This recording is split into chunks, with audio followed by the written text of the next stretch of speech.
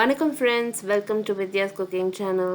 நான் வித்யாலக்ஷ்மி. இன்றைக்கி உங்களுக்கு ஒரு அருமையான 65 வித் கார்லிக் ஃப்ளேவர் ரெசிபி செஞ்சு காமிக்க போகிறேன். ஆனால் இன்றைக்கி நான் யூஸ் பண்ணுற ப்ராடக்ட் பார்த்திங்கன்னா குக்டுலேருந்து வந்ததுங்க.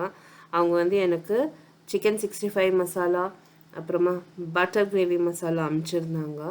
ஸோ ரொம்பவே அருமையான ப்ராடக்ட்ஸ். இவங்க வந்து ப்ரீமியம் ப்ராடக்ட்ஸ் அவங்க வெப்சைட்டில் விற்கிறாங்க. அவங்களோட வெப்சைட் ஐடியாலாம் நான் description box below this video நான் போஸ்ட் பண்ணியிருக்கேன். ஸோ கண்டிப்பாக விசிட் பண்ணி ட்ரை பண்ணுங்கள். இவங்களோட சிக்கன் 65 ரெசிபி ரொம்ப அருமையாக இருக்குது.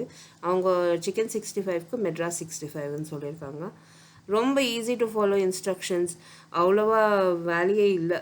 ஸோ நம்ம எதுவுமே சேர்க்க தேவையில்லைன்னு வச்சுக்கோங்களேன். கோழியில் தேவைப்பட்டால் நீங்கள் இஞ்சி பூண்டு சேர்த்துக்கலாம். ஆனால் நான் இங்கே பூண்டு நான் சேர்க்குற தொட்டு நான் ஒன்றுமே சேர்க்கல கோழியில். நான் அப்படியே கலந்து அப்படியே தயார் பண்ணேன்.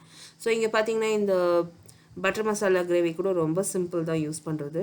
நீங்கள் எந்த காய்கறினா யூஸ் பண்ணலாம், மஷ்ரூம் யூஸ் பண்ணலாம், என்ன மாதிரி கோழியை யூஸ் பண்ணலாம். ஜஸ்ட்டு கோழியை நல்லா சுத்தமாக கழுவி எடுத்துடுங்க, நல்லா தண்ணியெல்லாம் இருத்துடுங்க. இந்த பேக்கெட் வந்து 1/2 கிலோ கோழிக்கு, இல்லைனா நீங்கள் வெஜிடபிள் மஷ்ரூம் எது யூஸ் பண்ணுறீங்களோ அதுக்கு நீங்கள் இந்த பேக்கெட் சேர்த்துக்கலாம். அந்த ஒரு டப்பா நான் காமிச்ச பாருங்கள், அந்த 65 மசாலா டப்பா, அதில் வந்து 2 பேக்கெட் வருது உங்களுக்கு இந்த மசாலா. ஸோ இது வந்து 1/2 kgக்கு போதுமானது. நீங்கள் வந்து 750 கிராம்ஸ் கூட சேர்த்துக்கலாம். பட் அது காய்கறி மஷ்ரூம் பொறுத்து இருக்குது நம்ம என்ன சேர்க்குறோன்னு. ஸோ அந்த மசாலா வந்து அது கூடுதலோ இல்லைன்னா எப்படியோ சேர்த்துக்கலாம் நம்ம. இப்போ பாருங்கள், நம்ம இந்த மசாலாவில் கொஞ்சமாக தண்ணி விடணும். அவங்க வந்து ஒரு 100 ml அளவுக்கு தண்ணி விடுங்கன்னு சொல்லியிருக்காங்க. கொஞ்சம் கொஞ்சமாக நான் கட்டி முட்டி தட்டாமல் தண்ணி சேர்த்து நல்லா மிக்ஸ் பண்ணிட்டேன் இந்த மசாலாவை.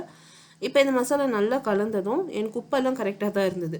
ஸோ வந்து நேராகவே நான் கோழி சேர்த்து மிக்ஸ் பண்ணிட்டேன். இவ்வளோ சிம்பிள் ப்ராசஸ் பாருங்கள். இப்போ கோழியை நல்லா இந்த மசாலாவில் மிக்ஸ் பண்ணதும் நீங்கள் 15 நிமிஷத்துக்கு விடலாம். நான் வந்து மூடி போட்டு ஒரு 30 நிமிஷத்துக்கு நல்லா ஊற வச்சுட்டேன், ஃப்ரிட்ஜில் வச்சுட்டேன், நல்லா ஊறட்டோன்னு. ஸோ இப்போ வந்து கோழி ஊறுற நேரத்துக்கு நான் வெங்காயம் பூண்டெல்லாம் உரித்து நான் வந்து நறுக்கி அது சரி பண்ணி எடுத்து வைக்கிறதுக்கு சரியாக இருந்தது எனக்கு வேலை. ஏன்னா நான் கூட சமையல் வேறு பண்ணிகிட்டு இருந்தேன். ஸோ இப்போ பாருங்கள், இந்த கோழி வந்து நல்லா ஊறி இருக்குது. அடுத்து வந்து நான் கருவேப்பிலை, வெங்காயம், பூண்டெல்லாம் நறுக்கி எடுத்து வச்சுருக்கேன்.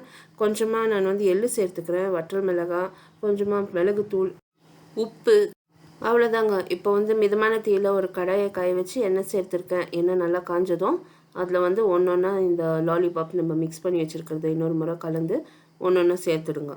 சேர்த்து ஒரு 4-5 லாலிபாப் ஒரு ஈடுக்கு நீங்கள் சேர்த்து வறுத்து எடுத்திங்கன்னா போதும்.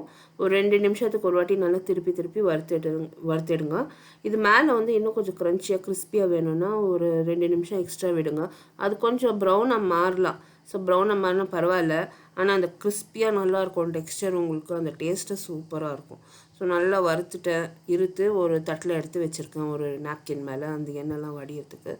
2வது ஈடும் இதே மாதிரி தான் நான் சுட்டு எடுக்க போகிறேன். ஸோ வந்து ரொம்பவே அருமையான சிக்கன் லாலிபாப் நீங்கள் அப்படியே கூட சாப்பிட்லாம்.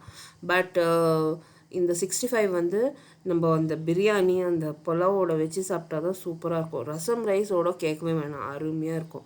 இப்போ நம்ம வந்து அந்த கார்லிக் மசாலா ரெடி பண்ணிடலாம். ஒரு பேனில் மிதமான தீயில் அந்த எண்ணெய், கோழி வறுத்தேன் இல்லையா, அந்த எண்ணெய் ஒரு 2 டேபிள் ஸ்பூன் அளவுக்கு சேர்த்து மிதமான தீயில் வச்சுருக்கேன். இதில் வற்றல் மிளகாய் கிள்ளி சேர்த்துருக்கேன்.